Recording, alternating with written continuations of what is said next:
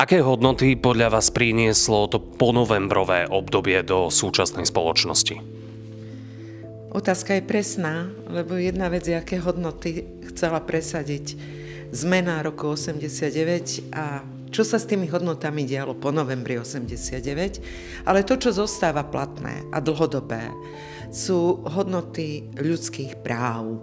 A to tak sociálno-ekonomických, ako občianskych, politických, kultúrnych. A ten dôvedok bol dôležitý. Čo sa nám z týchto hodnôt, z týchto cieľov a ako sa nám to podarilo naplniť. Teda, ako sme sa priblížili k tomu, čomu môžeme povedať dnes ľudsky dôstojný život. Určite mnohí oprávnene skonštatujú, že tie očakávania boli úplne iné alebo oveľa vyššie, ako sa podarilo naplniť a budú mať pravdu.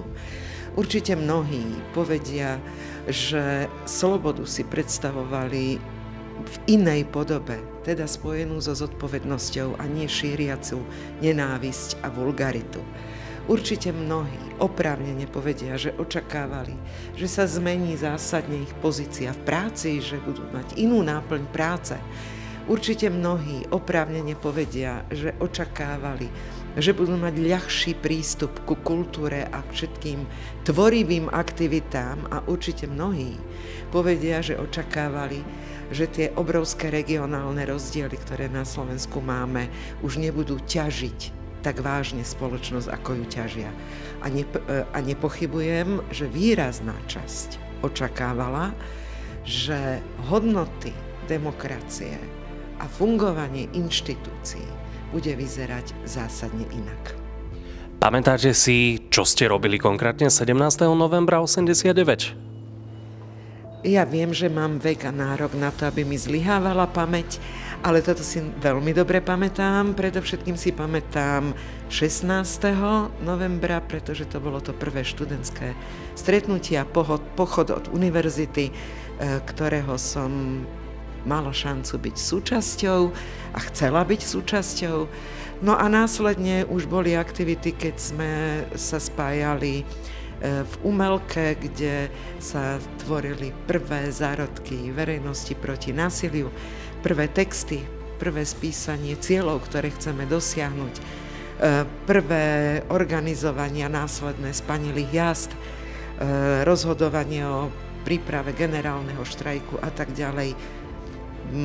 Bolo to obdobie, keď sme našu dcérku odovzdali starým rodičom, boli takí milí, že sa toho chopili, pretože od svitu do svitu sme boli vlastne v nasadení a v permanencii, pretože tá jednota a emócia, ktorá zavládla v tom období, je nezabudnutelná a preto si to vždy budem pamätať. Ako hodnotíte možno tú občiansku angažovanosť mladých ľudí, mládeže pred 35 rokmi a teraz v súčasnosti?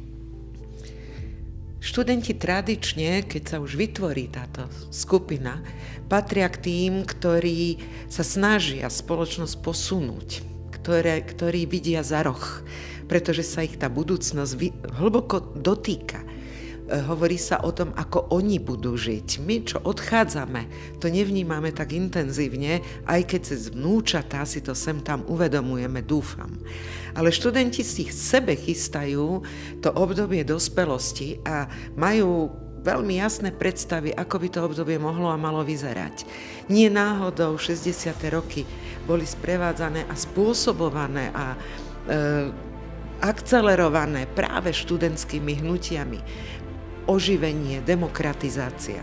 Nie náhodou aj november 89 vznikol práve počas oslavy Dňa študentstva. Nie náhodou študenti boli schopní a ochotní aj tých najväčších obetí. A nie náhodou sú študenti práve tí, ktorí vystavujú účet tej predchádzajúcej generácii. Takže áno, študenti sú vždy súčasťou takýchto aktivít a dokonca častokrát strojcami a tvorcami týchto aktivít a dovolím si povedať, že tak to má byť.